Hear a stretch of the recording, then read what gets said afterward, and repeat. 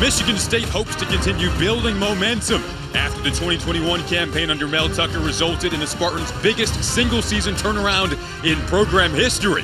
An 11-2 record capped by a Peach Bowl victory has fans in East Lansing excited for a sneak peek of what's to come in the fall. Michigan State spring game on Big Ten Network. Plenty of fun today as we welcome you into Spartan Stadium. Alongside Anthony Herron, I'm Jason Ross Jr. We'll be joined shortly by Darian Harris down on the sidelines here at Spartan Stadium. Anthony, it's a little breezy out, a little chilly, about 40 degrees. Feels like midseason football in East Lansing. Going back to your playing days, what made the culmination of the spring season special? Well, you're always worried about your job. I mean, I think that's what the best football programs can accomplish in the spring, even if you're coming off of a spectacular season like they are here in East Lansing. And that is what Mel Zucker is about, making sure the aggregation of marginal gains, like he always talks about, the best players have to have that assessment. Even the players who are trying to earn their spots need to always be aware. You mentioned the special season, 11 wins, as I talked about there. This is a fan base that under Mark D'Antonio got really used to 10-win seasons, 11-win seasons. How does that continue under Mel Zucker? Well, there's been a slightly different approach under Mel Zucker. There's been an aggressive approach to recruiting, making sure the acclimation of talent suits what he wants to build with this program. And we saw that on display in a showcase game, a top 10 class right here in Spartan Stadium last year when they were able to come back from 30-14, take down the Michigan Wolverines, and K9 himself, Kenneth Walker III, burst onto the national stage, becoming a Heisman Trophy frontrunner. So no more K9. So what does that mean? Not only Kenneth Walker III being gone, Speedy Naylor is gone, Connor Hayward is gone, even Kevin Jarvis up front, but there is talent that is here. There is enough veteran presence on this squad to be able to try and make up for what's been lost from last season. One of the players that is back is their QB, Peyton Thorne.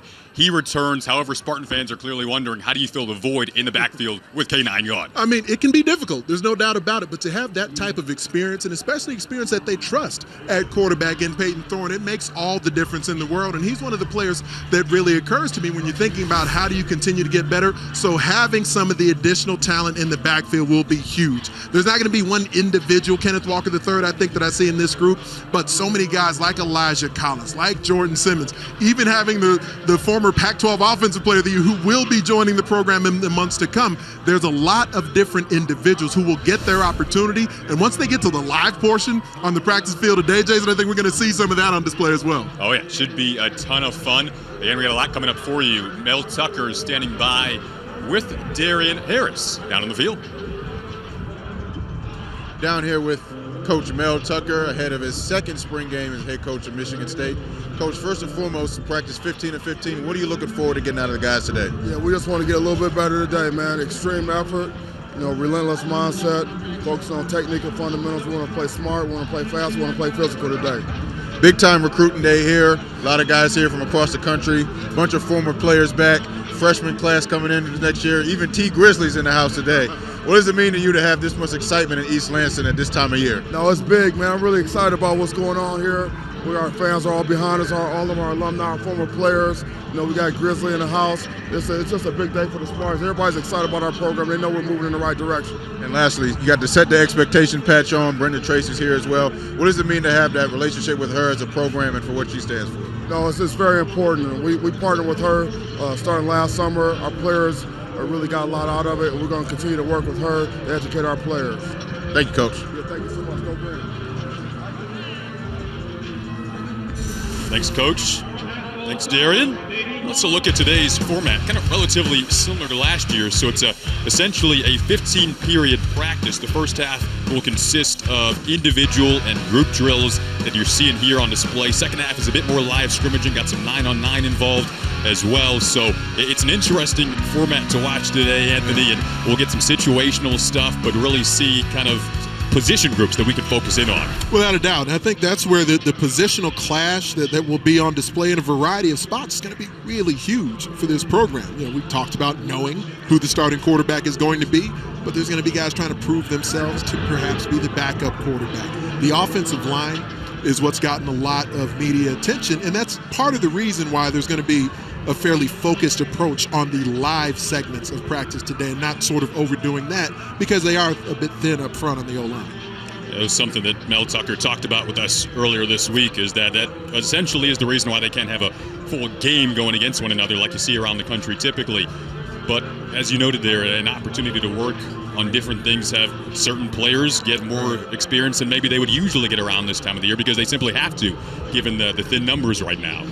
Very targeted approach to the reps, and you're trying to when you're a coach, and Mel Zucker is very meticulous in his approach to a variety of those things, is making sure that you're maximizing the reps, the work for a number of players that you have access to here, while at the same time not overexposing them, because once players maybe get a bit worn down, and that's when they are exposed more to injury. So what we just saw there, Jason, that was the fastball portion of practice. Come out, get some tempo going, get some no huddle, sort of acclimation here for the players, and they can get acclimated to that. But now we're going to see them get into what's more some of the positional work, some of the individual work of practice. And Peyton Thorne, one of the most efficient passers, not only in the Big Ten, but for a stretch of the season in all of college football. He's the guy who now he's the incumbent that returns behind center. And so for him, one of the things that he's talked about, that Jay Johnson, his offensive coordinator's talked about a good bit during the spring here, is finding very targeted ways for him to get better, for him to improve his game, because he was not the guy who everyone knew for sure would be the starter. He was just competing to be a guy to maybe step onto the field last year.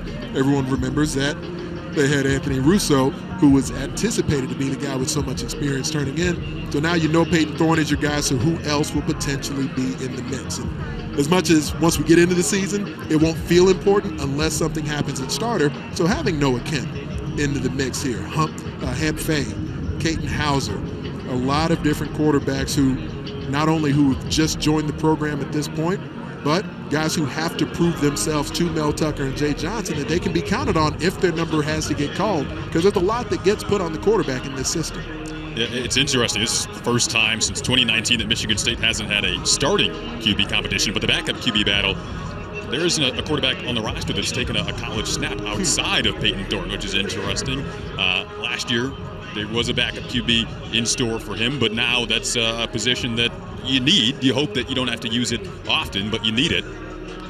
And the leadership that Peyton Thorne showed last year, that intangible, was part of what earned him the starting nod to open the season, even though they had a transfer come in who was far more experienced. And I think that example will be huge for Noah Kemp, for Hamp Faye, for Caton Hauser just coming in and learning the college game, because having the example of a guy who proved himself on the practice field and in the meeting rooms and gave that comfort and confidence to the coaches, and that being the way that Peyton Thorne earned the starting job, that's huge for them to recognize that. It's not just going to be about who looks the most mobile, who shows the biggest arm, but all the extraneous things that end up mattering to you actually succeeding in football. Having that meticulous sort of Peyton Thorne-esque approach is what will really, I think, show the example to the other guys for what you have to do, what it takes to be a top-flight quarterback. Embodies the Mel Zucker approach as well, right. That meticulous approach that you talked about. Our conversation with him earlier this week was so fun. I think I walked away personally feeling like I wanted to go teach a class, because he just, I don't think without even trying, he's just a motivational guy. Yeah. And you mentioned the term agricultural marginal gains, which I love as well. He talked about you want to get a certain skill set, but you have to go piece by piece to develop that skill set as a whole. And he would even note certain guys depending on body type. If a guy is 6'3" or 5'11", maybe he has to learn it a different way. I just thought that was really interesting, and you see that approach in players like Peyton Thorne. And because you referenced the success that Mark D'Antonio had in his years here, winning Big Ten championship and double-digit seasons over and over again, there's a lot of that. And Mel Zucker has worked with Mark D'Antonio at multiple spots. So there's still a lot of that same sort of, lunch pail aspect to the way that Mel Zucker builds this program. There's maybe a little bit more flash in some of the things that we see from them offensively. Certainly the accumulation of talent that's here, the speed and space and some of those things that we really fell in love with last year, that puts another gear in the Mark D'Antonio approach. But a lot of just the nuts and bolts of the program are still about work, are still about the demeanor they want to take the field with. Tenets that Mark D'Antonio really epitomized both on and off the field. And I believe that, there's just an aspect of that where Mel Zucker just kind of ratcheted that up a notch. I couldn't agree more with that.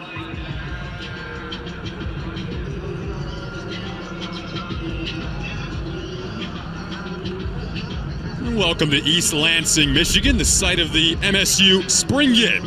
Thanks for tuning in. Most of you just joined us from the Ohio State Spring Game that wrapped up.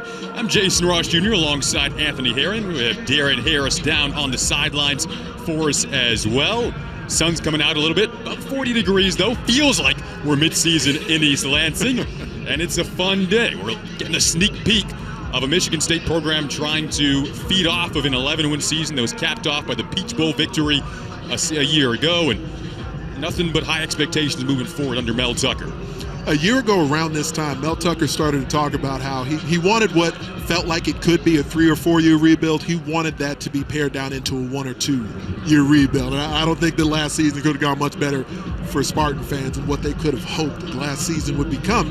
And so now the approach is building off of that, not resting on any laurels. And so having so much talent that returns here to East Lansing, there's a comfort. There's no doubt of confidence that comes with that. But then we do right now, and in continuing in the months to come, we'll see more of this transfer portal talent that gets added. Not only guys who are going to be frontline starters, but additional depth pieces for this program. And so it feels like a lot of college football is sort of taking a lesson from what Mel Tucker's been able to do in quick fashion here and trying to figure out how do we get that secret sauce.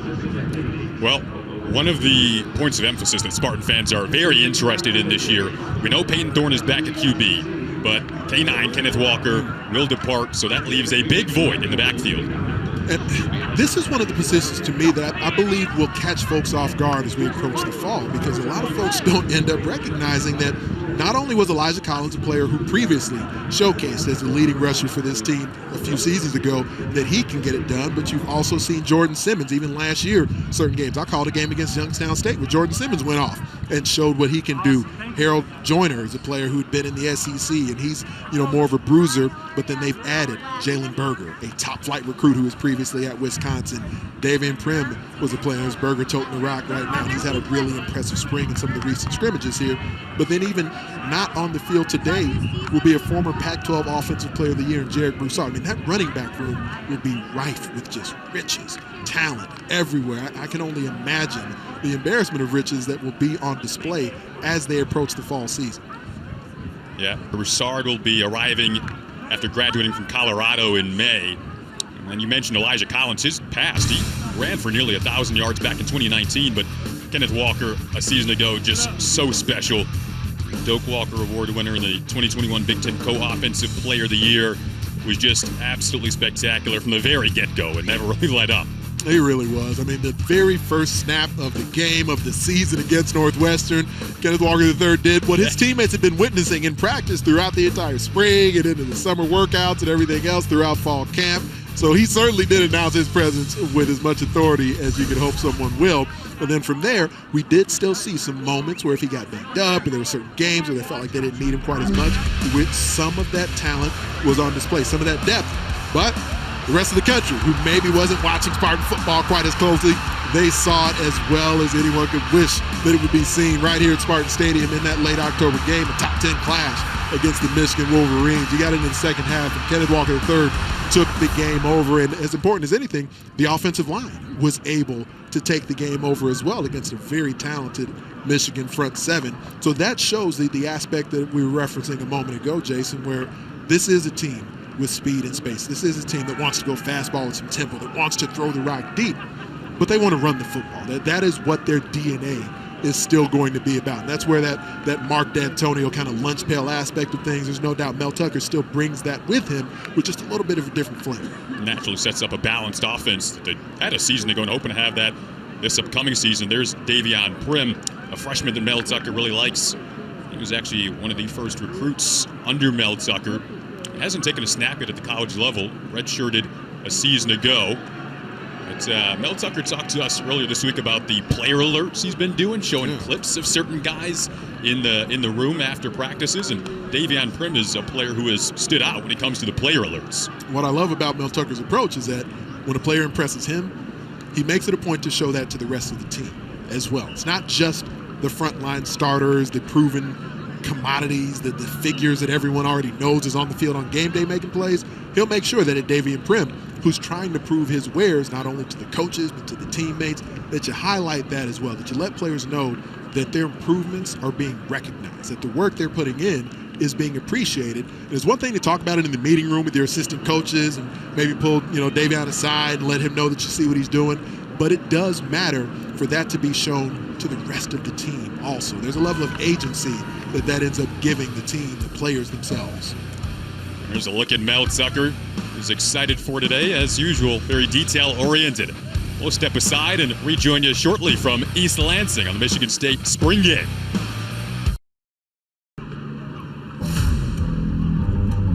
The USFL is here and kicks off tonight with a historic inaugural game as the New Jersey Generals take on the Birmingham Stallions at 7:30 Eastern.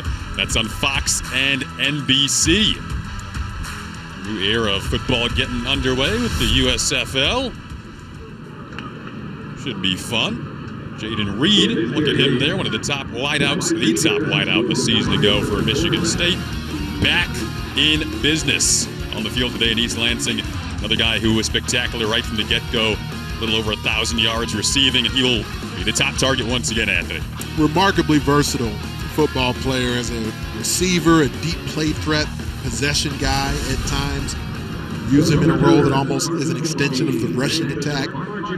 Certainly in special teams in the return game, he was able to be a key cog in so many aspects of offense and special teams as a returner, and just the way that they were able to have so many wins that they accumulated, compiled so many wins last year because of the versatility, the work ethic of players like Jayden Reed. Jalen Naylor left for the NFL, so they lose the man that they called Speedy Naylor. So it's Trey Mosley who will return the second most amount of catches from a season ago and yards as well. Keon Coleman is another one that stands out. And Montori Foster, who isn't on the field today, or number 83 when the season does get rolling. He's another one that should be in the mix. But some young depth behind Jayden Reed, and it could be interesting to watch who emerges. I think it's a really impressive receiver room. It's not a passing attack. You think of Purdue, where they throw with such volume, and you're not going to see the volume of passing here in East Lansing, but there's certainly opportunities there. We saw it on display in the bowl game against Pitt when they had to come back and the rushing game got a little bit stymied. We saw Peyton Thorne more than capable of being able to take the offense on his back, and a variety of pass catchers able to get it done as well. And with that will just provide that much more confidence for Mel Zucker, for Jay Johnson, in how they can call the offense. It's almost simplistic in a way sometimes, because we see them leading with the rushing attack and utilizing play action, fleet flickers, because the ground attack was so effective last year. But you still need speed and space. You still need guys who, when you call a particular play that maybe the opponent hasn't seen for a month, but you have to know your players can execute it at a high level. It just shows the detail that they coach, not only the offense at large, but the receiver position specifically. What's asked of them, the task that they're deployed with, that the guys end up getting the job done. Yeah, another one that we won't see today, but Spartan fans might be interested, is Jeremy Bernard, who enrolled early and back in January. He's a four-star prospect coming out of high school, number one wideout in the state of Nevada. So he's another one that can potentially be one to emerge in this crop of young receivers behind the headliner in Jayden Reed. That's, as you mentioned, an interesting room to watch, as there's Jayden Reed right on cue. Spartan fans hope to see a lot of him in the end zone when the season rolls around. They certainly did last year, there's no doubt about that. It's one thing because we're at the point of the calendar right now where they came off of winter conditioning, where the guys are working specifically on getting bigger, faster, and stronger. And now they're a couple of weeks into the time that they've spent on the field, culminating with this spring showcase that we're displaying today on the Big Ten Network. But I believe for the players to have this, where there's thousands of fans here at Spartan Stadium who are getting to watch them try to practice against each other. We'll get into the live competitive portion of things a little later in the telecast today. But to be able to show this is sort of the next step. Each individual position group, there's guys out here who know matchups that maybe they've dominated or felt most comfortable with in practice. But now today is a different type of test. Can you connect with the quarterback, who may not be Peyton Thorne, but can you connect with the QB in the same way out here in Spartan Stadium with folks watching you, the television broadcast, and mom and dad maybe checking it out back home as well? There is another level of sort of intangible pressure that comes with that players who haven't done it before have to be able to perform under these circumstances, still hit that landmark that you have to hit and be on time, on the spot, in certain route combinations, and sometimes you get a little bit anxious as a player. You break the route off a little sooner than you should just because of the stage that you're on if you haven't necessarily become accustomed to performing in this setting before. Can I take you back to your freshman year of college? You ready? Please do. You ready to go all the way back there? Please do. Okay. Yeah. So I want to ask you, all right, how long did it take you to get comfortable when it comes to what you just said there? If it's spring practice, if it's during the season, how long does that really take as a college football player? We've talked about the term Mel Zucker uses, the aggregation of marginal gains, and that process isn't only about the weightlifting, it isn't only about the meeting time, but it's how all of that piles on top of each other, where you're stacking days and making sure that as a player, that as a coach, every time you've been challenged, that you find a way to find that little aspect of something to improve upon. And so early in my college football career, I remember several examples of just things where I would utilize a move on the practice field that maybe I had learned, maybe I had seen it drilled, I saw an older player doing it, but then when you execute it in a live setting, in spring football, or for me, I ended up playing as a true freshman for the Hawkeyes, and so at Iowa, I didn't necessarily have that learning curve potential there where I didn't get a full practice run up to things. I didn't show up. I wasn't an early enrollee during the spring. So there were things where my first spring ball was after I'd already played essentially a varsity season in the Big Ten.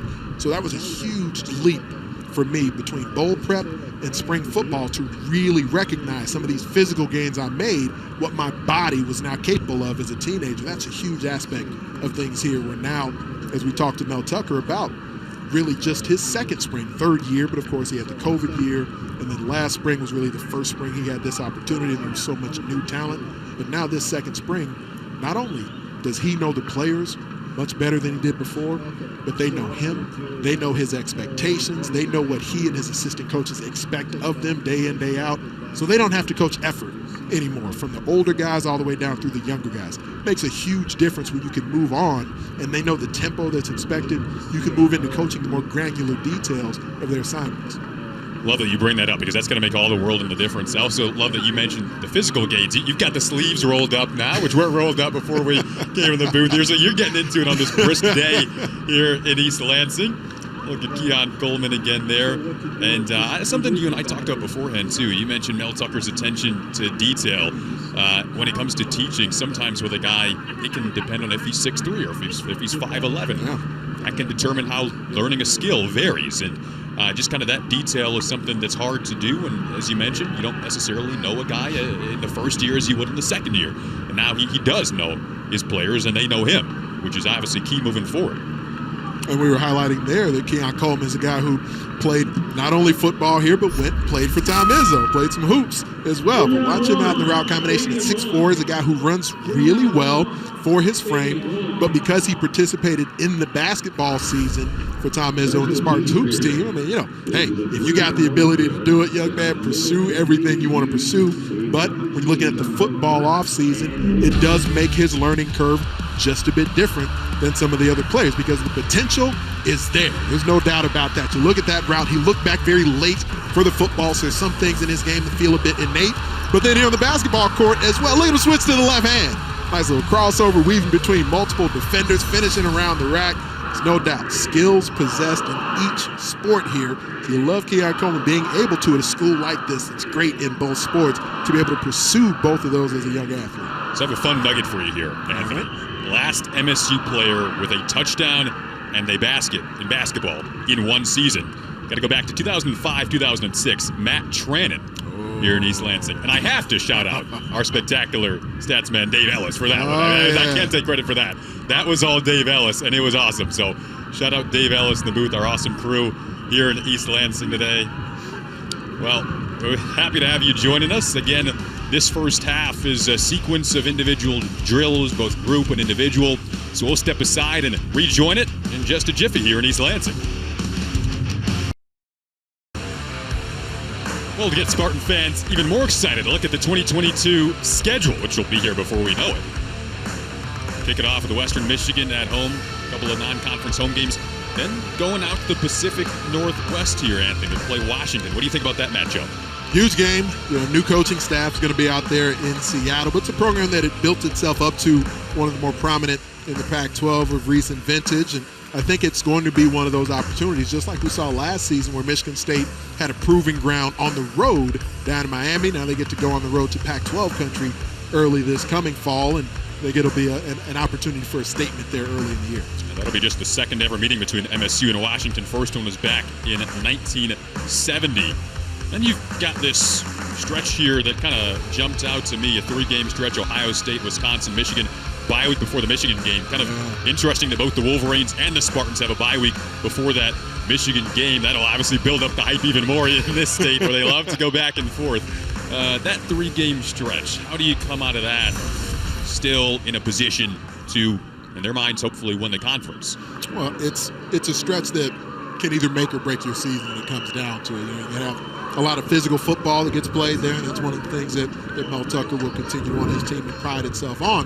But if they are perhaps feeling like they're still thin on the offensive line as you get into that stretch of the season, having that bye that you referenced, Jason, before taking on the Wolverines, who we certainly know they value both lines of scrimmage, and I think overall it's going to end up making a big difference, not only the offensive line but the defensive front. There's been some adjustments in the coaching staff that Mel Tucker's made here for his defensive line. They have Ron Burton, who moved on. He's now coaching with a different institution here. But Brandon Jordan, alongside Keon Coleman, coming and leading the defensive front. It was kind of a unique hire that Mel Zucker made because Jordan didn't have any high-level college football coaching experience before now, but he has worked himself into becoming known as one of the premier pass rush teachers in the sport at large. He coaches so many guys who are already in the National Football League, nearly 200 players who now have the ability to rush the quarterback at the NFL level, some of them amongst the best in the business, like T.J. Watt, like Von Miller. Brandon, call him BT Jordan, he has worked directly with them. And a team that sacked the quarterback at a pretty high level last year, but to be able to improve the individual pass rush ability of the players here, that's a big part of the focus that Brandon Jordan will have. Watching some clips here, what's been posted on Twitter, to Coach Jordan's Twitter account. He's been getting it done at a high level, working with some of the best in the business, some of the Spartans who've been here within East Lansing as well. The violence of the hands, the technical aspect of when and how you try to turn the corner, tying the hands and feet together. It's a very difficult aspect of the pass rush position, and he doesn't only here in East Lansing so far work with the defensive front. Their blitz packages that involve linebackers, not only edge guys, but inside backers, defensive backs who blitz. They're utilizing the skill set that Brandon Jordan brings to the table all around a variety of aspects of the defense to make sure they seek and destroy the opposing quarterback at as high a level as possible. Yeah, MSU led the conference in total sacks a season ago. The run defense was strong. The interior of that line, Anthony, is something that really stands out. It is very talented, and the top dogs are back. And that's the great aspect of it, because a defense that statistically on the back end with some of the pass defense, it was a bit maligned, but they hit blocks really effectively up front. So there's going to be a variety of guys, and they won't all necessarily be on the practice field on display today, but everyone who even rotates in, there's a lot of bodies that get run within this Spartan defense, led by not only head coach Mel Tucker, but Scotty Hazelton. And because you play so many players as deep as you can be, you don't necessarily have guys who are just hanging out on the sidelines hoping for their opportunity. They roll guys through it at the defensive tackle position because you know you can count on Jacob Slade and Simeon Merrill, but you still don't have to worry if you put a Deshaun Mallory or a Jalen Hunt into the game as well, and even having an early enrollee. Alex Van Sumeren, whose brother is already a linebacker on the squad here, but he's expected to be able to come in and be a contributor. And everyone knows that if you're one of these guys who's in the 2, sometimes 3 deep, you're going to get your opportunity to still step on the field and contribute. Slade was one of the highest rated D tackles in the Big Ten, just applied a lot of pressure. Same with Barra, who started 10 games as a redshirt freshman, had 6 tackles in that Peach Bowl win. So those are 2 of the big names. And some of the potential new faces as well. So the early enrollee, Alex Van Sumeren, 4-star prospect there. And it could be a fun defensive line to watch. We talked about the Mark D'Antonio era. That strong run defense was always a presence there, making it tough. The line of scrimmage is obviously key in every game of the Big Ten, so that should be interesting. The defensive end part of that line, though, is where maybe there's new faces and holes to fill.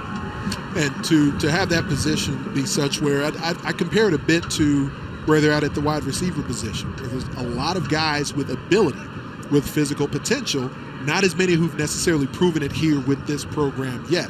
a guy like a Jeff Petrowski who made some plays, an effort player for them up front who's done some nice things, but he wasn't a top-level starter. We were showing Chris Bogle on camera a moment ago. He's a player who transferred in from Florida. He's got a lot of physical ability, a guy who played at the SEC level. Now you're adding him in here with East Lansing. So there's guys who can get it done, who haven't necessarily gotten a lot of reps and a lot of work getting it done here for Michigan State. Even Brandon Wright, former running back, who they now have rushing the edge, who late last season began to emerge. The frame is one thing. It's 6'2", 240. So you got a frame that you think, okay, we can put a guy who's athletic out there to rush the quarterback. That's where having a guy like Brandon Jordan come in and coach the position, coach those pass rush techniques, can take his game to another level, to really learn how to set the edge in the run. And on third down, how do you actually get after the quarterback? Let's watch the edge get set here by the Spartan defenders. You run the alley as a linebacker, go up there and penetrate. Aaron Brule coming in. And because you hit blocks effectively up front, it does set things up for your defenders, where when you have the edge set, now your linebackers can feel free to roam. And on the end, they lost Jacob Panashuk and Drew Beasley, but you mentioned Brandon Wright there. He's a player who Mel Zucker pointed out in our call and was very excited about watching his progression. And you can just feel the investment in Mel Zucker and how he loves to watch the growth of his players over time. And Brandon Wright has certainly taken some steps in switching, as you mentioned, from running back to the D-line. Don't see that a lot. And that's the thing, because you're not accustomed to immediately having to be in contact with another individual. Like when you're out here on the outside, receiver, defensive back, you're seeing some of the matchups there. You want to be able to work those finer points, those aspects of how you improve the game there, and then you take that to some of the competitive positions that you'll find yourself in regular season play. The DB spot here, looking at the corners in particular, Mel Zucker's been a bit more hands-on with the corners this offseason, which he has really enjoyed, kind of dipping into his background as a player and coach. So it'll be interesting to see his imprint. And the secondary obviously struggled against the pass a year ago, Anthony, so I think that's another spot to hit on where Spartan fans are wondering, how does that improve when you look at games like Purdue and Ohio State a year ago, where the passing yards were plenty against the Spartan secondary? How do you develop that and be a bit stronger this upcoming season? And so as far as the additional talent that came in, they bring in a player transfer from Georgia, Amir Speed, who's expected to come in and immediately perhaps be at least a competitor for playing time, perhaps for starting playing time, a guy who's just a big, rangy athlete. When you look at him on the field, every bit of 6'3", but you also do have guys who played ball for you last year. And the statistics say that Michigan State was the worst pass defense in the country. The film itself says they weren't great, but they weren't nearly as bad as the numbers end up looking when you get into some of the, you keep talking granular details of situations that the opponents were able to put them in, game situations on it, and then overall, the way that the Spartan secondary in sort of yards per play, they had more pass attempts against them than any other secondary in the game. But with the amount of returning contributors here, then there's no doubt that the expectation should be Mel Zucker, his entire defensive staff working with them yet again, you should see better productivity from that spot on the back end, especially at safety, where you have Xavier Henderson, who didn't go to the National Football League, one of the best leaders in the Big Ten, has shown himself as a great playmaker as well. And Angelo Gross, who's going to be there, who's, they have a few different safeties rotating in a variety of spots, where Darius Snow has now moved up to linebacker, but Angelo Gross being in the mix there can be a nickel for them. And probably one of the best nicknames that is anywhere around the Big Ten as well, where Angelo Gross, a lot of folks just call him Jello, but a lot of people have heard about the Honey Badger.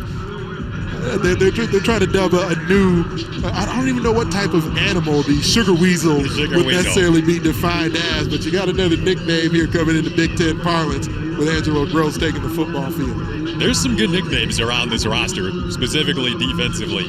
We can dip into that as the afternoon rolls on. Did you have a nickname back in the day? I had about 30 nicknames back in the day. What was your favorite? Big Ant is the one that stuck. That's why the Twitter handle is @BigAntHeron. But I mean, had Big Seal. I had a few nicknames that probably aren't fit to be said on broadcast television. I had a few different ones from back in the day, but Big Ant was the one that was probably easiest to stick with and work with. Well, you mentioned some of the names at corner in the secondary. Talked about Xavier Henderson there. He's kind of that unquestionable leader on and off the field. One of the captains, 3-year starter. Gross, another guy who actually led the Spartans in total snaps taken defensively, and one of 5 returning starters among that DB group. So a lot of the names are back. Just interesting to watch where the progression will take place. And you noted a bit deceptive in the numbers when it comes to how much this Spartan defense struggled, because they faced a lot of pass attempts because they stopped the run so well throughout the season. And I'm curious because we've had we started getting into one of the more fun aspects of just the recognition of certain things during spring ball. Not as many people were aware of the nickname the Sugar Weasel for Angelo Gross. Darren, are you down there? Because we're very curious about the birth of the nickname Sugar Weasel that came with Jello. Well, Angelo Gross is one of those guys that plays a lot bigger than what his stature is. And when he first got here and he was flying around, he was making plays out there, he reminded Coach Tucker of another player that plays bigger than his size, and that's Tyrann Mathieu, a.k.a. the Honey Badger. But Honey Badger was already taken, so Coach Tucker, in his quick wit, came up with Sugar Weasel, and now that's what we have with Angelo Gross. So he is our Sugar Weasel, makes a lot of plays in the back end, and is a really great all-around football player. He's got that just a good football player tag, and that's what you want as a defender, especially a safety. No doubt about that. I mean, as he stays healthy and continues to make plays, I cannot wait to just start using the term Sugar Weasel, using the nickname Sugar Weasel over and over again. Well, the more excuses we get to say Sugar Weasel, the better. Well, it won't be the last time we say it. We're going to step aside here on Big Ten Network. More of the Michigan State spring game when we come back. USFL is here and kicks off tonight with a historic inaugural game as the New Jersey Generals take on the Birmingham Stallions at 7:30 Eastern on Fox and NBC. Pleasure to have you with us here in East Lansing alongside Anthony Aaron. I'm Jason Ross Jr. A couple of former Spartans on USFL rosters, Tyler Higbee and Matt Siebert. A new era of football getting underway tonight, Anthony. It's fun to think about as a football fan in general. Always love when a new spring football league is launched and the opportunity for more reps, more opportunities for football players to continue at the professional level. Well, again, today's practice format, we've had position drills throughout the course of this opening half. Group drills, individual drills, we'll get some 9-on-9, little 7-on-7 action when the second portion rolls around after halftime. Now we're starting to see some of that here.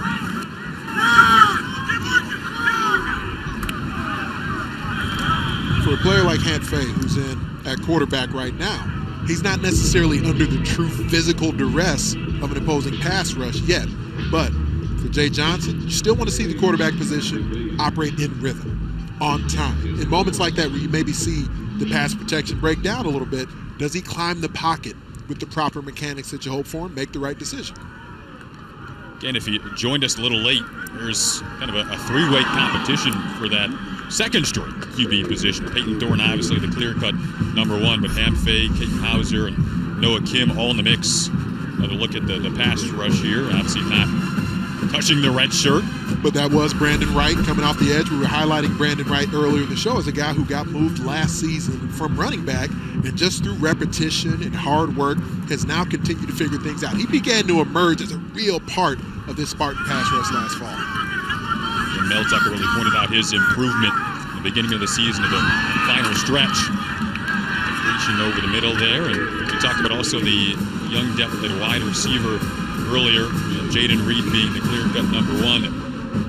But behind him, you have several young players who could be in the mix to emerge in larger roles. That was Joseph Martinez making the catch.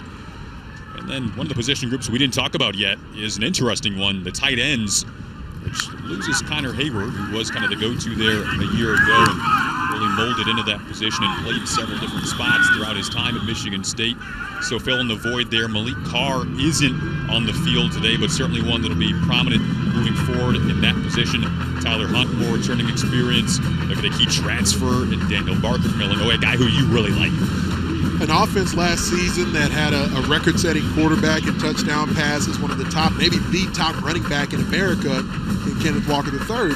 Where can it get better? The tight end position, while right now on the field healthy, this day, you don't have all the pieces that will be there as we get towards the fall. But a healthy Tyler Hunt, his additional experience will end up mattering. But then Malik Carr, who's just getting moved not too long ago from the wide receiver position after transferring from Purdue, he'll be a better tight end. We mentioned the name Daniel Barker and what he can do, and at times feeling a little bit underutilized in Champaign-Urbana with the Illini. But Spartan fans have certainly seen Daniel Barker on display before. Game-winning grab he had just a few seasons ago back in 2019. It feels like Daniel Barker's been playing college football for, 8-10 years maybe, but he's got another season of eligibility available to him, and certainly a playmaker that I believe Jay Johnson will be able to utilize very well within this scheme he has. Yep, spent 4 seasons at Illinois and could be an immediate contributor. Won't join the program until the summer rolls around.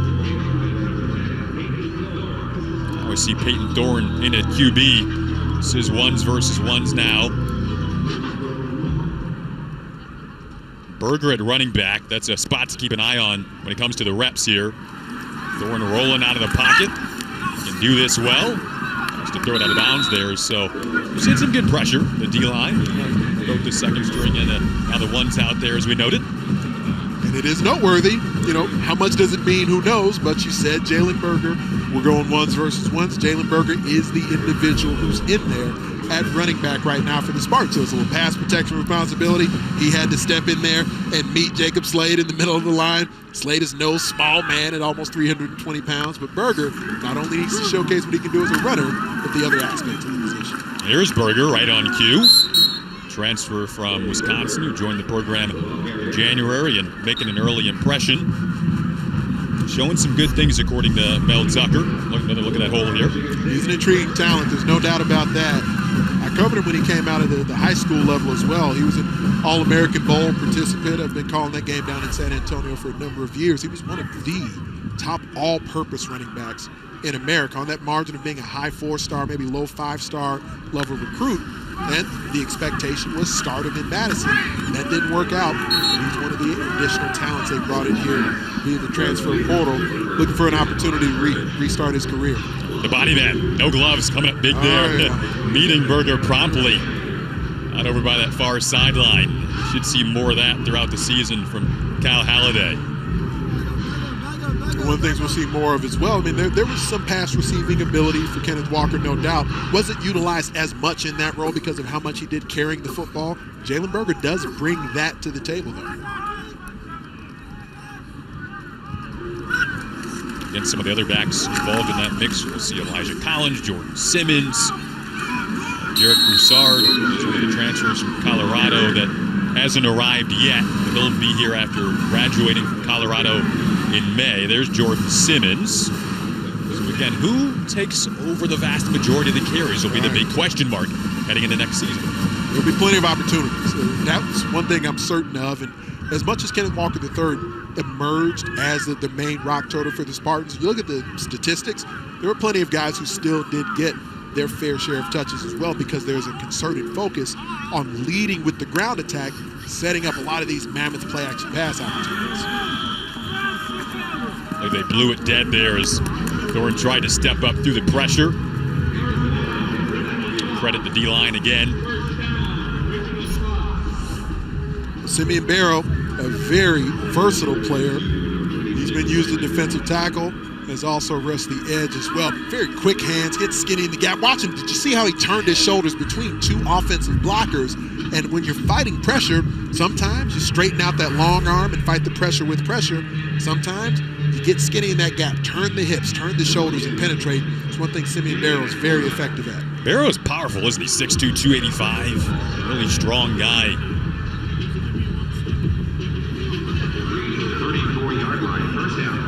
That's one of the things you can get when you have that type of depth on the interior as well, because a team that doesn't rotate very many bodies through their defensive front, especially in defensive tackle, frankly, you get guys who play conserving energy at times. You don't have to do that for Mel Zucker and Scotty Hazelton, because you know there will be other subs who are capable and available to come in. Noah Kim now in at QB. Looking at the sideline there. Had intentions for Jeremy Bernard. Watch number 7 in the middle of your screen there. That's the inside linebacker, Aaron Brule. He gets into his man coverage responsibility. He's got number 3, the third receiver from the inside of the formation, gets eyes on him, flips his hips around, and then not only is in position, but makes a play on the ball in flight. That's how you let coaches know you're in a new scheme, you're running a new defense, but he's out here making plays with all of Spartan Nation watching.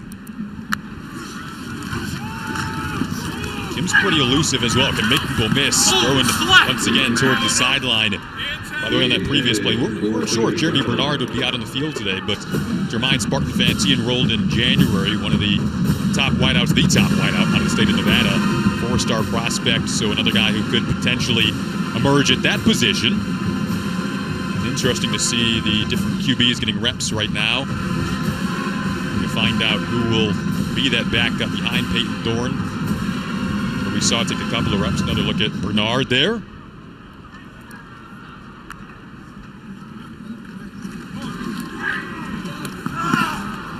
Kim's throw off the hands of Bernard. Right on cue, looking for him there. Chester Kimbrough is in on the coverage. Well, we'll take our last break of the practice. Getting a little live action now in here from East Lansing.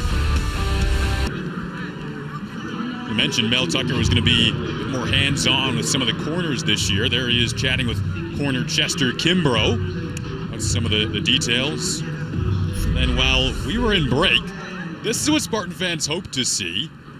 It's Kim with a 49-yard dish down to Reed and the one-handed grab. Anthony right down by the goal line there.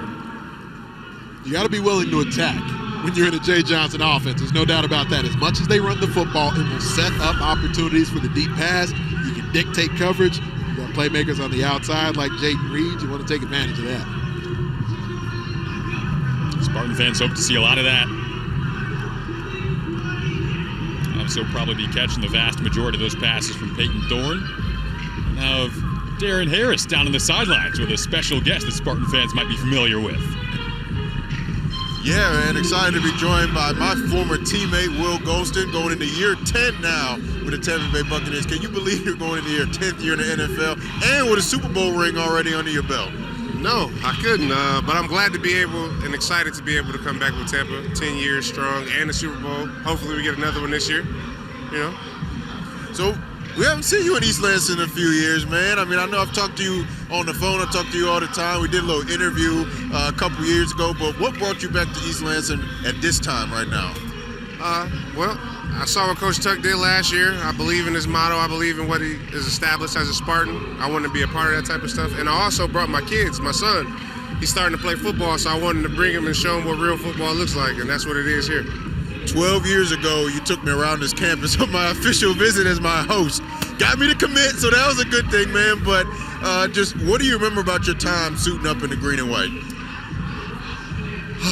To sum it up, it was the best time of my life. The family atmosphere, as you know, we still talk like we still brothers. I can reach out to anybody. The fan base, the go green, go white, being in the woodshed, and Coach Manning. Oh man, Coach Manning. No doubt, man. Well, listen, man, it's great to see you, man. It's exciting for you back in East Lansing, and good luck with the upcoming season, man. Thank you, man. Appreciate your time. Thank you, Will. Thank you, Darian. It's cool to hear them talk about the family atmosphere and that relationship that goes back. Really enjoyed watching those two during their days on the field as Spartans. Obviously, Darian still playing a key role within the program now, and just really cool to see the connections that are building and Mel Zucker kind of keeping that family atmosphere going during his tenure that Mark D'Antonio helped build up over a number of years as the Spartan head coach. 7-on-7 action now. Darren referencing the Will Golston was his host on his recruiting visit. So when I came here on my Michigan State visit before I'd committed, and I think I was referencing to you off air, it came down to Michigan State and Iowa, kind of my final two schools I was choosing between. Nick Saban was the head coach of the Spartans at the time. Ike Reese, a former Michigan State linebacker, was my host on my Michigan State visit. A great visit, great time, beautiful campus, everything else. Ended up choosing Iowa over Michigan State. But, the alums who come back for spring games, for homecoming, and you name it, especially, it can be difficult when you're still participating in professional football. You just don't always feel like you have the time during the football season to make it back. So I can certainly relate to what Will Golston's saying right there, with just being back around the program. And, you see whether it's former players, athletes here, media members like Mel Hill, just famous Spartan alums who just love this program. My sister, Spartan alum, who's back here with us this weekend, Dr. Adrienne Harris, she's back in town and just worked with this program in the athletic department. There's just so many folks who've been in and around Spartan athletics who are excited, so excited about what Mel Zucker is doing right now with this football program. It's really neat to see. And by the way, you got a couple of your family members in the booth here. Your son has joined us. Yeah, they're here. Yes. They're here. Hopefully my son won't break anything. Yes. I don't want to lose money while I'm here working. I got to make sure that's not going to happen. Love it. Happy to be with you today, partner. This has been a ton of fun. Little sneak preview of what's to come when football season does roll around in the fall. Should be a very, very fun season ahead. And don't forget, July 10th, the BTN Big 10K returns home to Soldier Field in Chicago. Runners can choose between a 10K or 5K option, followed by an unforgettable tailgate party. All participants receive a school-specific T-shirt and Big Ten medal. And if you can't make it to Chicago, you can participate virtually wherever you are live. Just register right now at btnbig10k.com. Had a nice grab there, Jason, from Christian Fitzpatrick, the Louisville transfer. Double move route. And this is one of the things we referenced, the aspect of this Jay Johnson offense, 39-yard grab there from Fitzpatrick off of play action. So many of the huge plays, so many of the reasons that this passing attack was so explosive was because of Kenneth Walker III, that offensive line, the concerted approach to running the football, making the defense honor that, and then it sets up some of the deep passing opportunities that they were able to exploit. That's a great example of it there. And we talked about balance earlier. Deception within an offense, kind of have seen the game of football move more and more towards that and spreading out the field a bit more. Have you kind of noticed in recent years, as you noted, Michigan State, maybe, I don't know if I'd say catching up to that, but I guess shifting towards that? Certainly shifting the focus of how they operate and making sure there's a level of aggression. That was one of the things that it did feel like towards the end of Mark D'Antonio's time here. Folks are wondering, how do we open the offense up? Now, I love the approach, and I'd seen, worked with in covering Jay Johnson, Mel Zucker in the one season they were at Colorado, and bringing that same approach offensively here to East Lansing and saying that we're still going to be physical up front, we're going to run the football, but chances will be taken on offense. There wasn't a team who exploited defenses more with the flea flicker last year than the Michigan State Spartans. Not just saying go hard play action. Speaking of hard, nice little tackle, physical hit there that the Spartan Dogs defense taking advantage of. Jacoby Windman takes it back to the house after the big hit jarred the ball loose. Former All-Mountain West second team player. 34-yard TD return. And watch the tackle here first, Jason. Darius Snow, former safety, now up at linebacker. Mel Zucker told us the other day, right? You referenced our discussion with him. There is no fear in the way he plays the position. He's willing to come down and smack you. There's certainly no doubt he showed that as a safety, now bulking up a little bit as an LB. Putting the hat right on the football. It pops right out. Johnny on the spot. Going the other way. Spartan Dogs. These are two players that we talked about earlier this week. Snow, really versatile player, can play either nickelback, safety, linebacker. He's done a lot and can make plays just like that. Jacoby Windman could be a player with a lot of potential. Transferred from UNLV. He led UNLV in sacks last season. Some new addition to the defense on display as we get some live action in. One of the things that was so impressive with the team as a whole, you look at Michigan State last year, go back to that linebacker position where not only Crouch and Halliday returning as starters, but this additional depth. Not just the transfer depth of Windman and Brule, but Snow moving from defensive back to linebacker as well. But when you just evaluate the season as a whole, there were games where the combustible nature, the explosiveness of this Spartans offense won the day for them, both passing and certainly running. but then their defense locking folks down, taking it away. Late interceptions versus their arch rival Michigan were able to seal games and earn victories, and then certainly special teams. Every aspect of what Mel Tucker has built here in quick fashion has led to victories, led them towards those 11 wins last year. A lot of times when you're trying to turn things around quick, Jason, it can be that one focal point, that one segment of the game, offense, defense, special teams, that leads you to victories. They won games in every phase. I was just floored by that as they earned all those victories they earned last year. Multiple victories of different varieties. You talked about sealing wins, the comeback in the Peach Bowl, and then sealing it late, sealing it against Michigan. Think back to that Nebraska game, too. Just had to win in different ways as the pressure works again there. They need players to be able to step up in those big moments, and that's kind of maybe a boost of confidence for Spartan fans that they were able to do that, and they have a lot of guys coming back that were a part of those wins. Saw Caden Hauser trying to go on the boot action there. Wasn't able to quite turn the corner, and there are elements of that in a true game setting where the defender may need to bite on that a little bit more. Ben Van Sumeren, he's a really intelligent, really experienced football player. So in a game, Van Sumeren maybe he's a guy who makes that play anyway, but then when you're facing your team at this point in the spring, they're accustomed to your stance, to the motions that you do. They kind of know when that boot action comes a little more readily than the opponents will. Snap face still in at QB. Hands it off this time.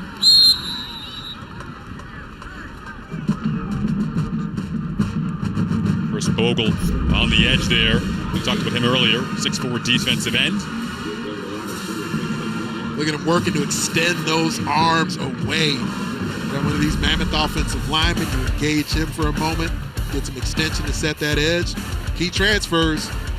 Second season in a row that they will play a big role for what Mel Tucker builds towards the fall here in East Lansing. Yeah, Bogle enrolled in January, transfer from Florida.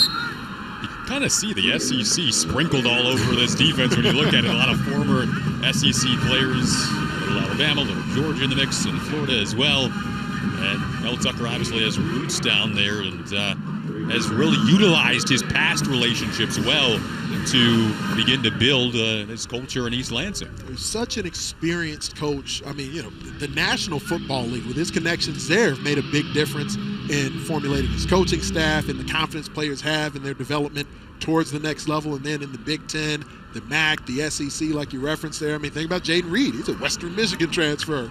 And I think there's so many different areas of the country and levels of the game that Mel Tucker's coached at that can just allow him to have different tentacles everywhere that aid this football program. Yeah, that was another one of the newcomers at tight end, Jack Nickel, who made the catch there. Another player Spartan fans could keep an eye on when it comes to the new faces at tight end with Connor Hayward's departure.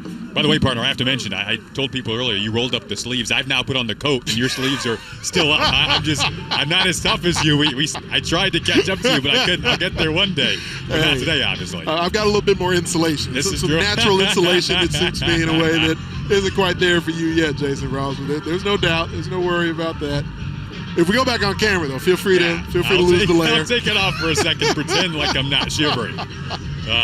But it feels like football weather, which is fun, exciting, has a smile on my face, a smile on your face. We've got an awesome crew on hand today, bringing you the Michigan State spring game, which has been a blend of a practice and now live action going on over the last several minutes here.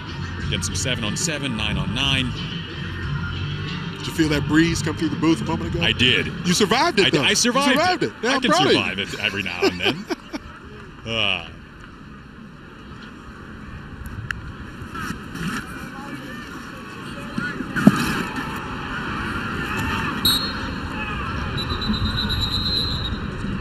Physical grab on the in cut. Jayden Reed, this is what I was referencing earlier. He's so versatile. He can run by you, but then he forces you to open your hips up as a defensive back because you know he's got speed to burn. Once you open your hips, he can do an in cut on you. He can be a guy who can take a handoff. There are so many different things that Jayden Reed can execute at a high level. You got that connection. And yes, America, we understand. You know they were high school teammates. We know it as well. We're not breaking any news. but it matters. It's a really cool storyline that they played together in high school, Jaden Reed and Peyton Thorne. So we will continue to remind folks on occasion of that. Reed has shade over 1,000 yards last season. There's Elijah Collins on the backfield. And speaking of a really neat story, we have Darren Harris down on the sideline with Olympic gold medalist Nick Baumgartner. Yeah, really happy to be joined by Nick Baumgartner, the Olympic gold medalist. You were just telling me it's a great story of perseverance. Took to what, the 4th time and age 40 to get your gold medal. You just talk about what that means to you. Wow, yeah, I started this journey 17 years ago. I've been to 4 Olympics, and I was 28 at the first games, and I would have never thought it would take till I was 40, but I hope my story shows people that it doesn't matter how old you are. It doesn't matter where you come from. I'm from a small hill in the Upper Peninsula of Michigan, and I race against kids from the biggest mountains in the world, and I just hope that shows people what's possible if you don't give up on your dreams and you fight through that adversity and don't give up when you have a setback. It's fantastic. And you're doing a little bit of an East Lansing chore because you got a Spartan of your own out here coming up. How excited you are for your son, I believe, to be becoming a Spartan and coming to East Lansing to go to school? Yeah, I'm super excited that Landon's coming down here. This is a big campus, and it's going to allow him to bust out of his shell a little bit and get a lot of personal growth, and I'm excited for that. But I'm also excited to come and cheer on this football team because some exciting things are going to happen, and I got a kid here, so now you guys got a new super fan. And I'm going to be cheering on the Spartans and have a good time down here. Absolutely. And you're doing a little bit of an East Lansing sports tour. I saw you over with Coach Izzo in basketball yesterday, obviously with Coach Tucker. What have you seen out of the football program today at practice yesterday that makes you excited to be around the program? Well, you can see these guys are definitely hungry and they want it. And it's awesome to see that in young athletes. We get one shot sometimes, and we got to make the best of it. And these kids are working hard and putting in their time, and it's cool to see. And I can't wait to hear amazing stories like mine come from kids like this. And lastly, man, of course, man, we got to see that gold medal, man. You got to break it out for us. Yeah, look at this. I think it's incredible, man. I dreamt about it for many years, but it's different when you can pull it out of your pocket. And I'll tell you what, being on that world stage and hearing the national anthem next to those other athletes, hearing our national anthem. Now when I go to a sporting event and I hear that, it hits a little bit different, and I'm proud of it. No doubt, man. Well, Nick, appreciate you joining us. Congratulations, and go green. Awesome. Go White. That's really cool. That was cool. That's a nice looking medal. Yeah. I heard he let Tom Izzo wear the medal yesterday. And Nick and Tom are both from the UP. They're two of the most famous Upers around town. Yeah, right. I remember watching that moment with him and Lindsey Jacobellis when they were able to bring it home and get another gold medal. His first time after competing at the international level. So many times. Just me, my wife, our son, we're watching that play out. We're screaming like idiots, just like so many other folks around the country during the Olympic broadcast. Really cool for him to be here. It's sort of a homecoming for the Spartans. How frequently have you been to the UP? You're from this area. Oh, yeah. I haven't been all the way up to where Nick and Tom are from. But it's almost like I think people it's here consider north it to be of Canada. Yeah, like however possible that is, they're way up there. I feel like Michiganders consider it to be a different state. It's a section of the state. Now, Dave Ellis, our esteemed stats person, is not happy with me while I say that. But there's a level of pride that comes with being from the UP. Oh, yeah. There's no doubt about that. But Dave just attached a sticky note to himself and said, "I'm fired up." So he takes it passionately. Oh yeah. What a fun crew on hand today here in East Lansing. This is third down. Offense versus defense here, working on situational things now, which is something we expected to see in the latter stages.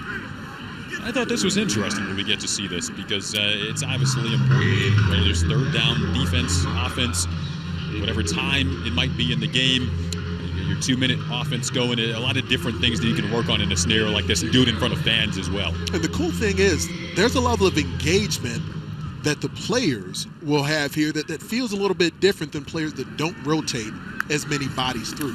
It makes such a difference with the level of energy you're willing to play with as a defender.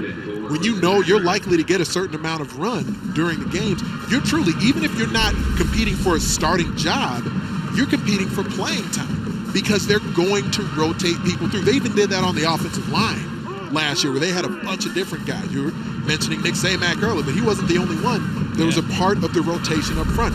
You don't normally see teams willing to rotate as many bodies through as what the Mel Zucker philosophy ends up dictating, and it's a part of why the guys are willing to work for it. They're willing to continue playing hard because, one, you know if you need a blow, you're going to get it. You can come off, take a drink of water, and get back onto the field, but also there's a true opportunity for more players. A larger percentage of your roster feels like they're contributing on game day, and that opportunity is there for so many more players.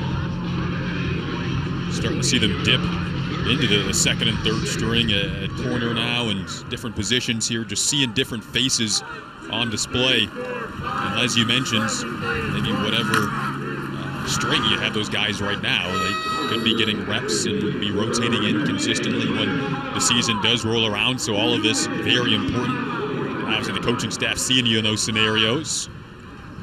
And they saw the true freshman, Keon Coleman, in the action, wearing a club on his right hand, but still out there mixing it up, trying to get involved in things there. So he may not be in a position to make plays on the ball or get takeaways as effectively, but just that willingness to still be in there mixing it up, you're still proving something to coaches when you haven't been on campus that long. That's very true. We're going to see the 2-minute offense now for the final portion of the practice. It's right on cue mentioning the situational side of things. It should be pretty fun to watch. I remember talking to Mel Zucker a few seasons ago, and he harkened back a bit to his time. He was an interim head coach with the Jacksonville Jaguars years ago, and that was where a lot of the additional, meticulous nature, the detailed approach he takes to his game management and to situational football, a lot of it was born from that time where he got thrust into a head role as the head man in the NFL. And so he felt like he wasn't as ready then as he wanted to be. And he made sure that every aspect of game management in game, that he attacked that to be ready for those moments as much as he can, to communicate ahead of time, sort of first guessing in the midst of a game, to let Jay Johnson, his offensive coordinator, know later in this series, this is the type of the situation in a game we may go for fourth down. Letting the rest of his defensive staff know things like, hey, we're going to turn up the aggression a little bit here because it feels like the game situation dictates it. And certainly the way that he communicates with his players about that just day-by-day methodical aspect of making sure they are aware of all aspects of why they do things with this program and taking that meticulous approach to details, that was born from his time in the National Football League. It's one of the things that just shows it as an example of the variety of coaching experience he has and why it's led to quick success here for the Spartans. You see some of the ones back on the field. The situation that they're going to go through, be 42 seconds left, need a field goal, only have one timeout. You see Peyton Thorne in at QB.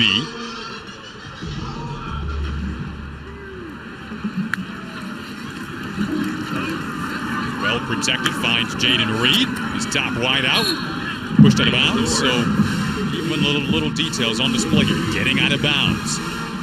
Stop the clock. Again, the situation, 42 seconds left, one timeout, need a field goal.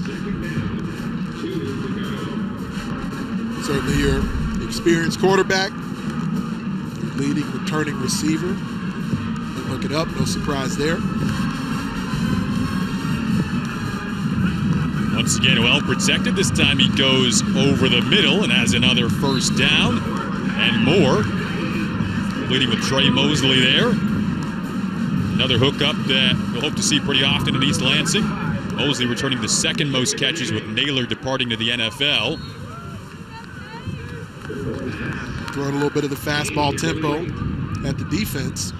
And this is where, as we saw different stretches, certain series where it felt like the defensive front was dominating the game, controlling the tempo against the offensive line. Now here in more of a game setting, it goes to a little bit of recognition of how it's not easy to always have that be the case when a player can run out of bounds, when if you're really live after a quarterback, how quickly he may get it out in rhythm. There's some additional urgency that comes when you're putting this true game scenario in play. So 24 seconds left on the clock now. This is second down, and Thorne will be sacked in the backfield.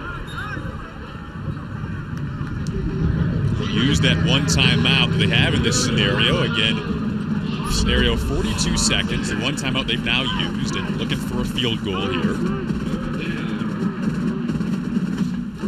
another example where you get a player like Jacoby Windman, who they move him up to come off the edge as a part of the nickel package, essentially when they have one of their sub packages on the field. So a guy who quite frequently plays some linebacker, you get him in there off the edge, rushing essentially as a defensive end. But we talked a little bit earlier about Brandon Jordan, what he brings to the table as a coach, some of those pass rush mechanics that were on display from Windman. You really see that they're putting that work in. Yeah, Windman's one to keep an eye on. He's been impressive today in terms of the different scenarios they can put him in, and the athleticism. And you see him rushing off the edge there. Don't forget, coming up after our broadcast, you don't want to miss a top 10 men's lacrosse showdown as undefeated Maryland hosts Ohio State. Coverage begins next on the Big Ten Network and the Fox Sports app. Got a little spring football for you today, Ohio State, Michigan State, then some lacrosse as well. So a fun, festive Saturday on Big Ten Network. Happy to be with you. Jason Ross Jr. alongside Anthony Herron. Darian Harris down on the sidelines with us.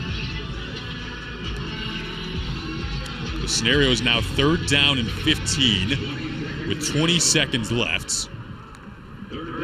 Needing a field goal, and they've used that one timeout in the situational 2-minute drill offense. They go to the sideline, and the intended receiver slipped there.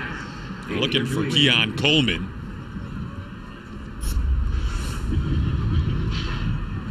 Coleman at receiver. We're referencing nuance earlier. They are very effective release. Used his hands with some violence, but then once you actually get up there to your landmark, a few breakdown steps as a wideout to make sure you're able to keep your footing and then track and trace the ball. Now, was it the most accurate pass in the world? No. But was it catchable? I believe it would have been if he were able to keep his footing, and that's where one of those things, just a young football player, some of those perfect imperfections. Love the initial phase of the route.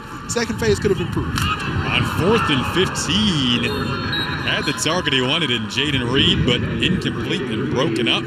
Really nice play there defensively by Darius Snow. Right on cue again. Got some guys who can contribute, get it done here. And Darius Snow gives you versatility, where a guy who's accustomed to playing safety, when you go to your sub packages, if he's in there as sort of your nickel linebacker, you get that opportunity from him to show one defensive sub personnel grouping that looks like one thing but can be used in a different manner. Anything that stood out to you today the most, Anthony, in terms of if it's position group or something they're trying to work on specifically? I love how you're pointing out the different situational aspects of what they can work on offensively and defensively here. I like the defensive front. It's a D-line that was accustomed to making plays last year as well. They were able to hit blocks in the run phase, and they did show some pass rush ability here against what's certainly a depleted offensive line, but seeing a variety of players who are showing that they can at least get after the quarterback. And it may not always be as effective when you're facing perhaps more broadly capable competition across from you because of how thin the offensive line for the Spartans is during the spring here. But you're seeing a lot of guys using pass rush mechanics, a lot of guys who are showing that they're in the proper mentality to make plays on the opposing side of the line of scrimmage. So I like that for this defensive front, certainly with the edge players that are there. And I think some of the talent at receiver that we referenced earlier is being showcased also. Not that they are all right now, as of this moment, high-level players, but I really like some of the potential that's there, and especially with Peyton Thorne growing into his role.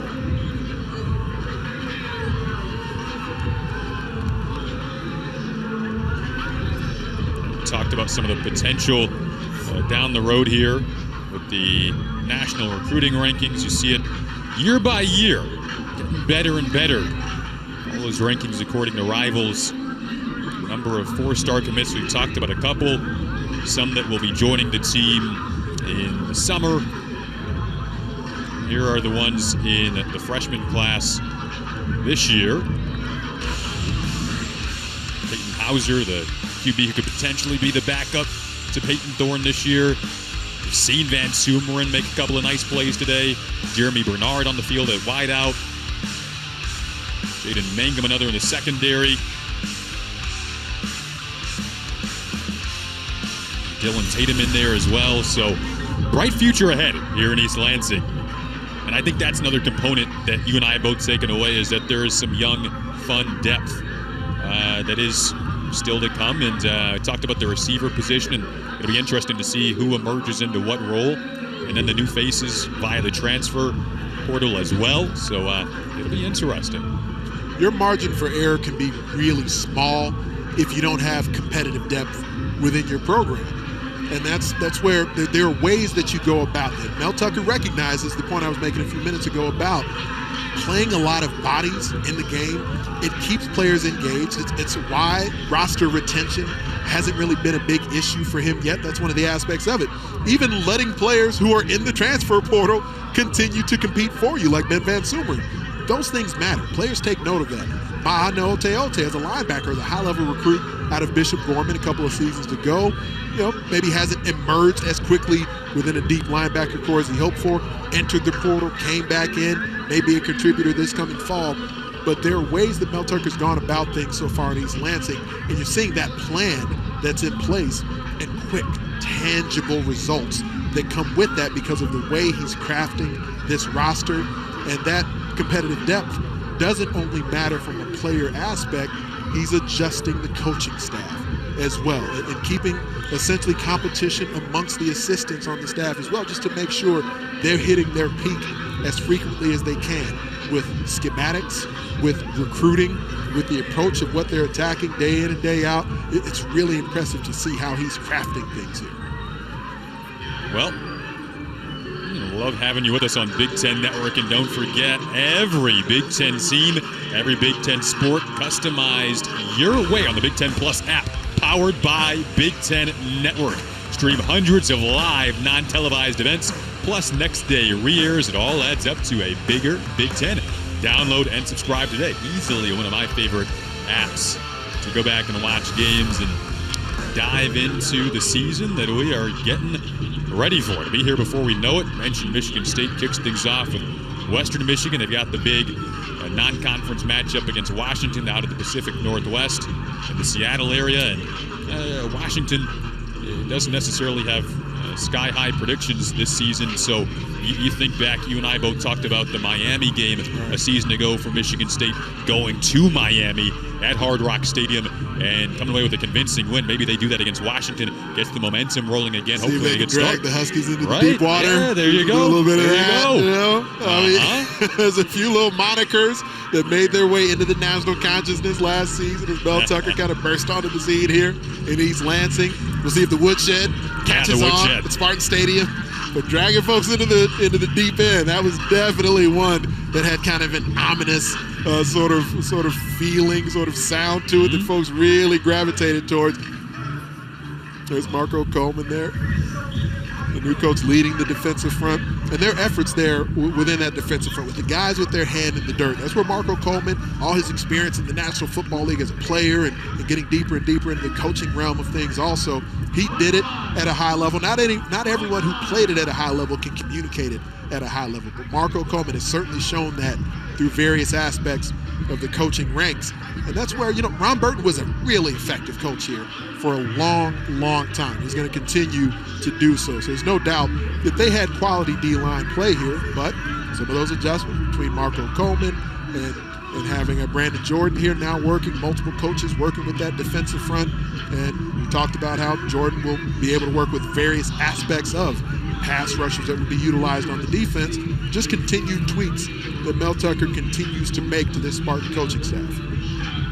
There he is talking with Jacob Slade. And that mindset of continuous growth. We know that the defensive line has been strong, but never resting on your laurels. You get that feeling from Mel Zucker. You talked about some of the monikers that he's come up with, and I was telling someone the other day that when we spoke to him on Wednesday, I walked away from that conversation feeling like I wanted to go teach a class or something. He was inspirational without even trying to be inspirational. It's just the way that he delivers his messages to his players and just to people in general when he talks about Michigan State football.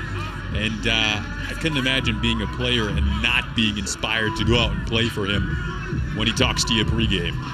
Well, assistant coaches like Jay Johnson, guys who've worked with Mel Tucker a lot over the years, talked about roster retention with the players. He's had good roster retention with assistants as well. Guys he's brought with him from previous stops, whether it was Scotty Hazelton, who'd been with him in the NFL, Jay Johnson had been with him in multiple college stops.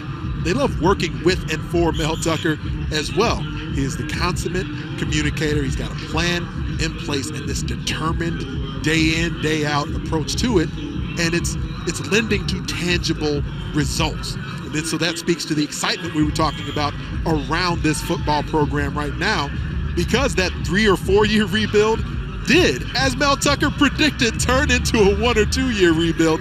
Now everyone around the college football world is looking to East Lansing saying, how so quickly were they able to? Was Mel Zucker able to get that done? And I mean, it's a marvel to see what was accomplished last year. And with what returns for this season, it's hard to think there won't be another impressive season on the way. Speaking of Mel Zucker, Darian Harris is down on the sidelines with him. Back with head coach Mel Zucker at the conclusion of spring practice. 15 of 15 now complete. What did you see out here from the guys today? I saw a very competitive team. Guys working hard to get better. I really liked the way the guys worked throughout the practice. It was very focused, attention to detail. We had a sense of urgency. We took a step in the right direction today. Based on what you saw this entire spring, what is going to be one of your main focuses for the team this summer? Yeah, we're just going to have to work to get better. We got to pick up where we left off this summer. Guys are going to take it up a notch in our strength and conditioning. Got to get in the best shape of our lives. We're going to be welcoming some of the new guys coming in May. We're going to have a really good football team. We just got to keep working hard every day, keep the momentum going. Recruiting-wise, it's always about getting bigger, faster, stronger, but you return what I would say is the 5-star recruits that decide to come back to school. Peyton Thorne, Jaden Reed, Xavier Henderson. What have you seen out of those three in terms of their leadership and what they've brought to the team from foregoing their NFL dreams a year to come back to Michigan State? Yeah, really great, really good guys, good team guys, great leadership. They're mature, they know what it's all about. They're helping out their teammates. They're just doing a great job leading, and they're also working to get better themselves. There's no sense of entitlement with those guys. They're really, working like they need to prove themselves every single day, and that's good for our whole team. And lastly, how long is it going to take for you to go up and break down the film today? It's not going to take long. I'm going to go in there, and we'll get it chopped up, and we'll get it broken down, get it washed, and get it evaluated, then move on to the next. Thank you, Coach. I appreciate it.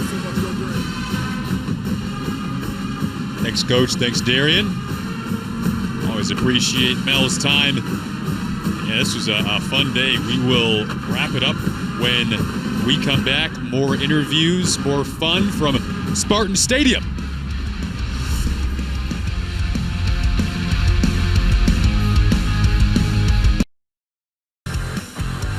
Another look at the Michigan State 2022 schedule kicks off September 2nd with Western Michigan. A couple of non-conference games before Minnesota comes to town. I'll get the ball rolling in the Big Ten. We have one of the unquestionable leaders of this Michigan State defense, Xavier Henderson, alongside Darian Harris down on the sideline. Joined now by last year's team captain and safety Xavier Henderson. Now you had a decision to make, decide to come back to school or decide to declare for the NFL draft. You decided to come back to school. Why?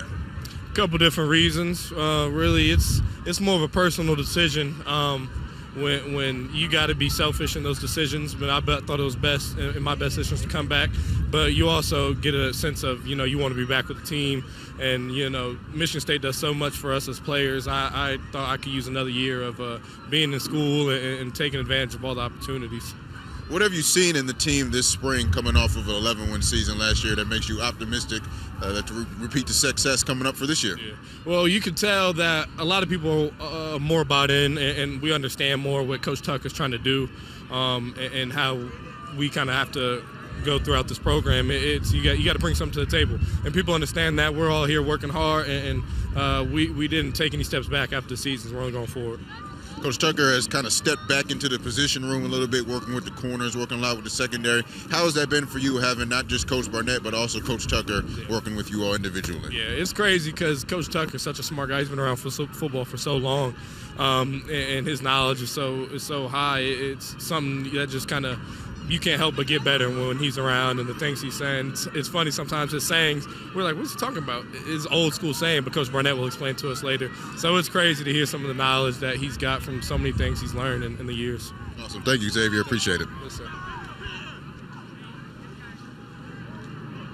Thanks, Xavier. Thanks, Darian. As the players begin to file off the field here. Some nice camaraderie with the fans in attendance. Good turnout today here in East Lansing.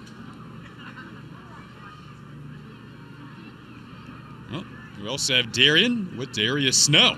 Speaking of the defense. Joined now on the sideline by newly appointed linebacker Darius Snow. First of all, man, how do you feel playing linebacker, man, after playing safety and nickel last year?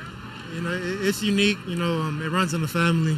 A big thing about it is I'll still be able to do some nickel stuff, some safety stuff. It shows the versatility that I got and also helps the defense, so I'm looking forward to it. Saw you make a couple plays today, forced fumble that turned into a touchdown, also a big pass breakup on Jayden Reed there in a 2-minute situation. Just how does it feel to go out here in a jersey and, in a game uniform and play some pretty live football today? It's good, really the only difference here is that the crowd's here. It's no different than a practice for us. And every practice we have, we're just trying to get better. So this was another opportunity to gain ground, and we took advantage of it. You were top 3 in a team last year in tackles, top 20 in the entire Big Ten. What are some personal goals for you with this upcoming season? For me, it's all about building on last year. First off, it's as a team to win, keep winning, keep winning more than we did last year. And then personally, there were a few situations where I could have done better. I know those personally, taking better angles to the ball, and then at the same time, getting more depth and cover, some individual things that I know I'm going to work on. The more I capitalize on those, the better player I'll be. So those things. Awesome. Thank you, Darius. Appreciate it. Another quick peek at the schedule here. We talked about a couple of things on this note. The Washington game stands out early on. Want to get past that non-conference test going up against a Power 5 school. Within that stretch of Ohio State, Wisconsin, bye week, and then Michigan really sticks out. I was talking to you about this before we came on the air. Maybe it was while we were on the air too. I don't know. My memory isn't great. But this atmosphere at Spartan Stadium, it is one of the most underrated, not only in the Big Ten, but really in all of college football when the program is humming like it is right now. So you're going to have some of these great matchups coming here to East Lansing, whether it's Minnesota, Ohio State, you name it, on and on. There's some opportunities here for folks to really get revved up. Yeah, definitely feels big that those first two in that stretch I mentioned are at home.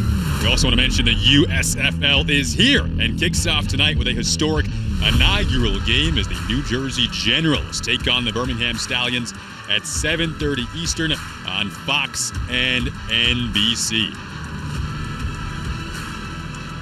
We'll send it down to Darian with a couple of key players on the offensive side of the ball for Michigan State. Happy to be joined by both Peyton Thorne and Jayden Reed, and what I would like to call the returning 5-star caliber recruits. Both of these guys had great seasons last year. Jayden, you made a decision to come back to Michigan State. Why did you make that choice? I feel like we had unfinished business. Me and Peyton back in high school, I always remember we got cut short of a state run, so I kind of want to finish that off with a Big Ten championship, national championship. So, I got goals for the team.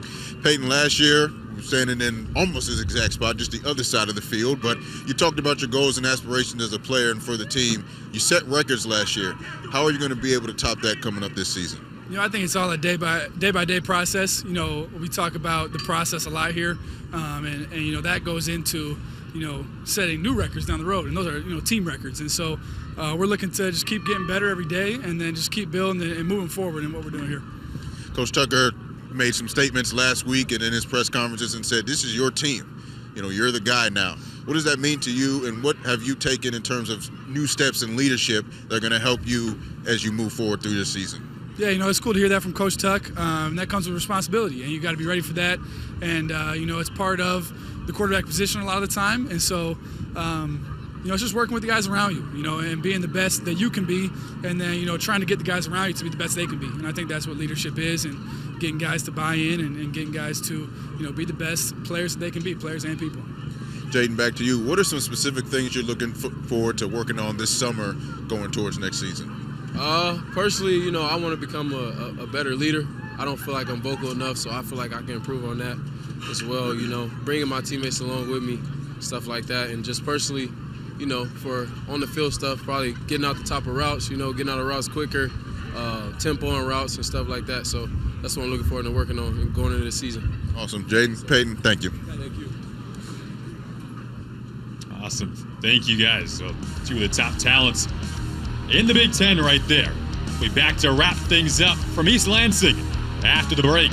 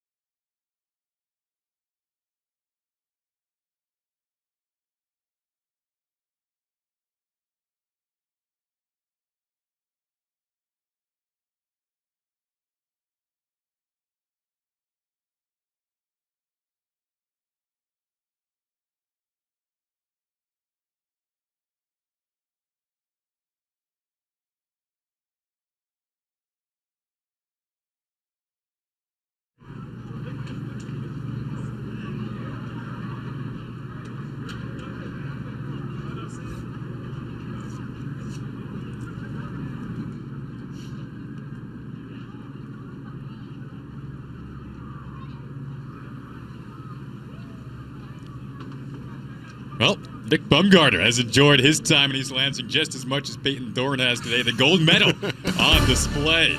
Don't forget, coming up, don't miss a top 10 men's lacrosse showdown as undefeated Maryland hosts Ohio State. Coverage begins next on the Big Ten Network and the Fox Sports app. We saw offense today. We also saw defense on display. A lot of fun highlights from this Michigan State spring game. As those marginal gains are aggregated for Mel Zucker, a lot of that will start with how the guys operate up front. All those big bodies, some new coaches in the defensive line room, the way they can impact the game will make all the difference in the world for how they continue to grow on the back end. Physicality, no shortage of it for the secondary. So you have linebackers like Darius Snow who have moved into that front seven, bringing their aggression, bringing their speed. That effectively allowing the defense to seek and destroy at all times. Those Spartan dogs, there's playmakers over there that got a little bit overshadowed by last season's offense. Darius Snow was fun to watch today, forcing the fumble there, the big pass breakup too. Another look at the schedule that fans can get excited about here in East Lansing. It begins with Western Michigan on September 2nd. The conference ball gets rolling with Minnesota there on September 24th. The expectations are high once again, Anthony. It was a pleasure to be with you today, and a pleasure to work with our fantastic crew. No doubt. Outstanding work by you, Jason Ross. Mel Zucker said, voices inside the building have to be louder than the voices outside. That seems to be right here at Spartan Stadium, man. Great work by you today. Great work by you, my friend, and great work from our crew Our producer was Glenn Hallis, director Doug Brown. Got Dave Ellis on stats in the booth with us. Don't forget, we will have more coming up next on Big Ten Network. For now, that'll wrap it up, though, from East Lansing. Coming up next, it's a top 10 men's lacrosse battle between number 1 Maryland and number 8 Ohio State. Again, for our awesome crew, we'll send it to College Park for some Big Ten lacrosse after a quick break.